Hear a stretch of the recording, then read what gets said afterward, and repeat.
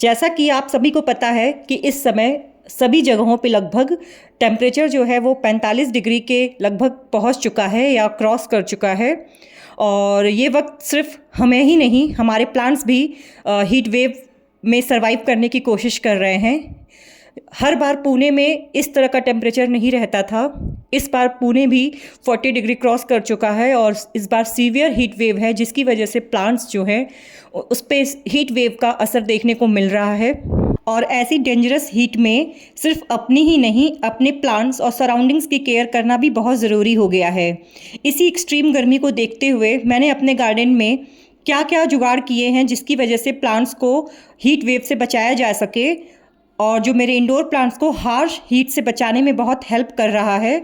उन्हीं पॉइंट्स को हम आप सभी से शेयर करेंगे ताकि आप भी इस गर्मी में अपने प्लांट्स को बचा सकें, उनकी केयर कर सकें। कल तक आपका प्लांट परफेक्टली ग्रीन था और आज सडनली पत्तियां लटक गईं, टिप्स जो हैं वो ब्राउन हो गए हैं और प्लांट बिल्कुल वीक लगने लग रहा है। टेम्परेचर जैसा कि आपको पता है कि 40 डिग्री से ज़्यादा क्रॉस कर चुका है और प्लांट्स भी जो हैं इस टाइम पे सरवाइव करने के लिए फ़ाइट करना शुरू कर चुके हैं।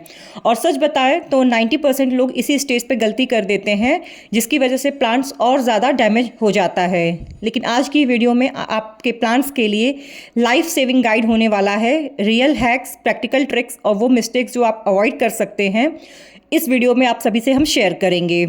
तो hello everyone, welcome back to the channel the garden corners. और आज हम बात करने वाले हैं एक बहुत ही इंपॉर्टेंट टॉपिक कि 45 डिग्री या उससे ज़्यादा गर्मी में प्लांट्स को कैसे बचाएं। ये वीडियो बिगनर्स के लिए भी और एक्सपीरियंस्ड गार्डनर के लिए भी काफ़ी हेल्पफुल होने वाली है, क्योंकि एक्सट्रीम हीट सबको चैलेंज कर रही है।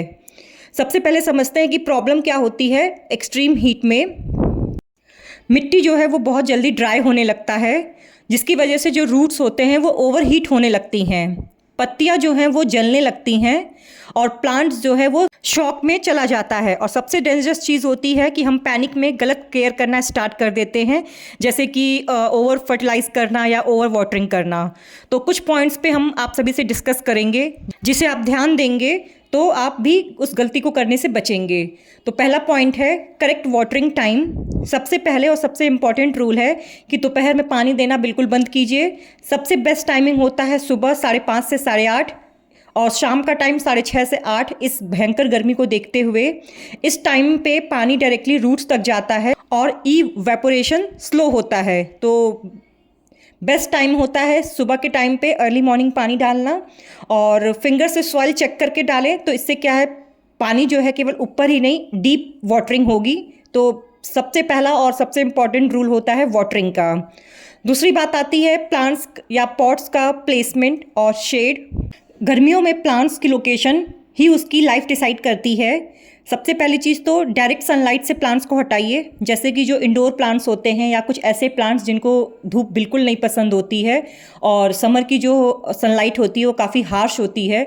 जो विंटर में काफ़ी सूदिंग लगता था वो समर्स में काफ़ी हार्श रहेगी। तो ऐसे प्लांट्स को डायरेक्ट सनलाइट से हटाइए, फिल्टर्ड लाइट में रखिए।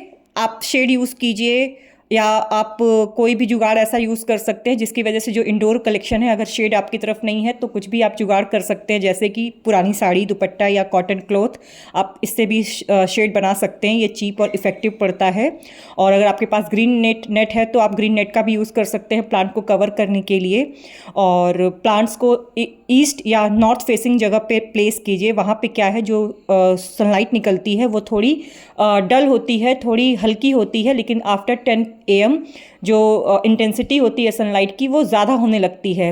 तो अगर प्लांट को आप प्लेस कर रहे हैं तो नॉर्थ या ईस्ट फेसिंग पे उसको प्लेस कर सकते हैं, वो भी बेस्ट रहेगा।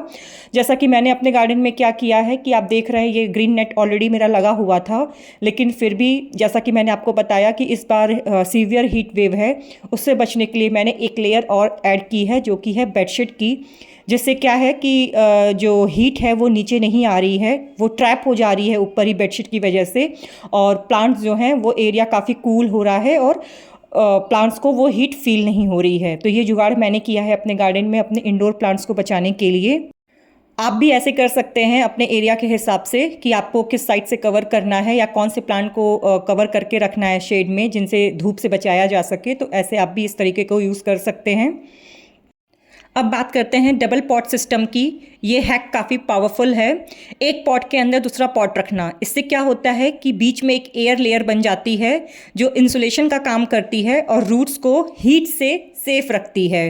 तो अगर आपके पास प्लास्टिक का पॉट हो जो आपके एग्जिस्टिंग पॉट से बिगर हो, उसमें आप उस पॉट को रख के ये आप हैक यूज़ कर सकते हैं, जिससे आपका प्लांट्स जो है वो हीट वेव से बचा रहेगा।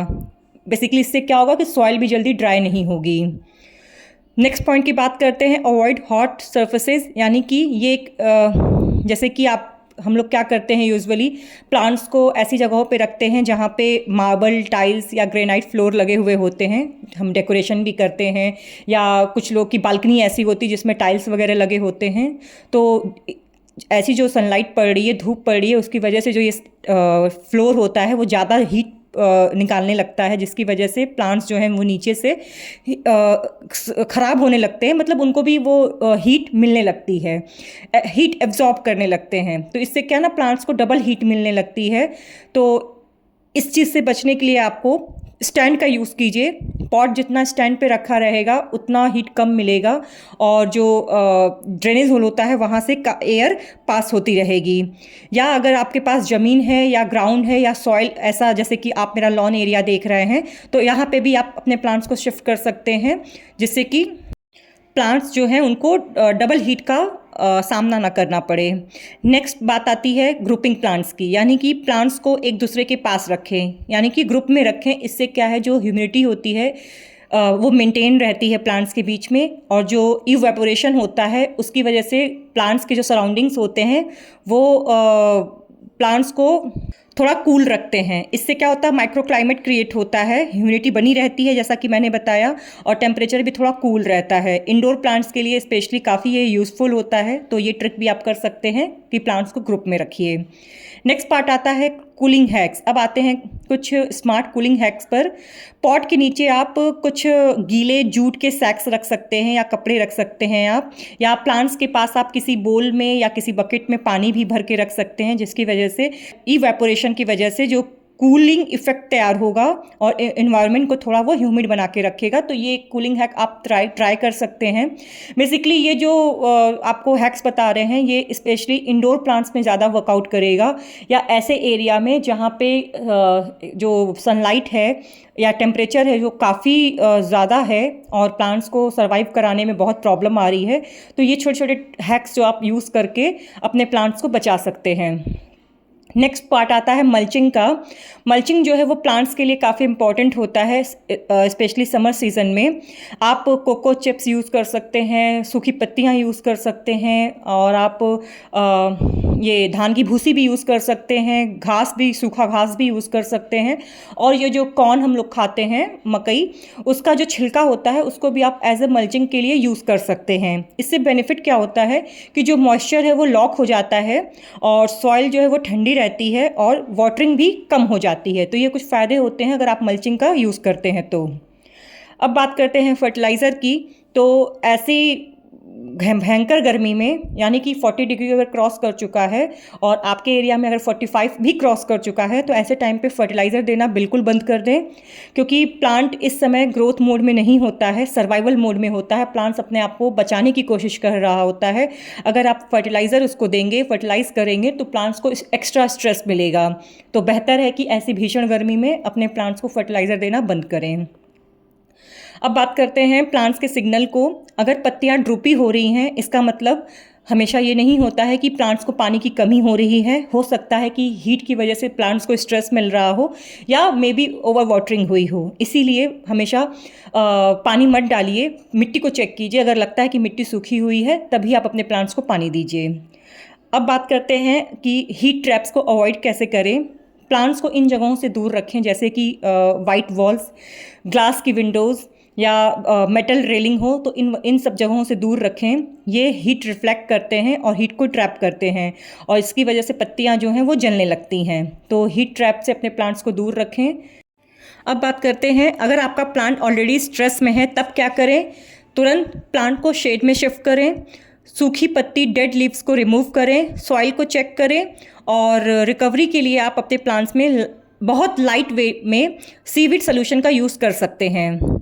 और आप आउटडोर प्लांट्स के लिए, क्योंकि आउटडोर प्लांट्स काफ़ी हार्डी होते हैं, वो इस हार्श सनलाइट को टॉलरेट कर लेते हैं, फिर भी कुछ ना कुछ उन पे इफ़ेक्ट देखने को मिल ही जाता है इस सीवियर हीट वेव का। तो सुबह शाम आप वाटरिंग कीजिए और प्लांट को अच्छे से शावरिंग कीजिए। तो गर्मी में प्लांट्स के लिए डेंजरस ज़रूर है, लेकिन अगर आपने ये हैक्स फॉलो अगर किए हैं तो आपका प्लांट सिर्फ सर्वाइव नहीं करेगा बल्कि हेल्दी भी बना रहेगा। इस समर सीज़न में हमें प्लांट्स को सर्वाइव करा के रखना है, क्योंकि इसके बाद आएगा मॉनसून सीज़न, जिसमें प्लांट्स फिर से ये लहलहा उठेंगे, जो इतनी भीषण गर्मी को सहने के बाद वो आगे प्रोसीड करेंगे। तो बेहतर है कि हम अपने प्लांट्स को बचाने की कोशिश करें ताकि वो आने वाले सीज़न में अच्छा ग्रो कर सकें। तो अगर ये वीडियो आपको हेल्पफुल लगी हो तो लाइक करें, कमेंट करें, और आपका कौन सा प्लांट स्ट्रगल कर रहा है कमेंट सेक्शन में ज़रूर बताइएगा। और मिलते हैं नेक्स्ट वीडियो में, तब तक के लिए हैप्पी गार्डनिंग।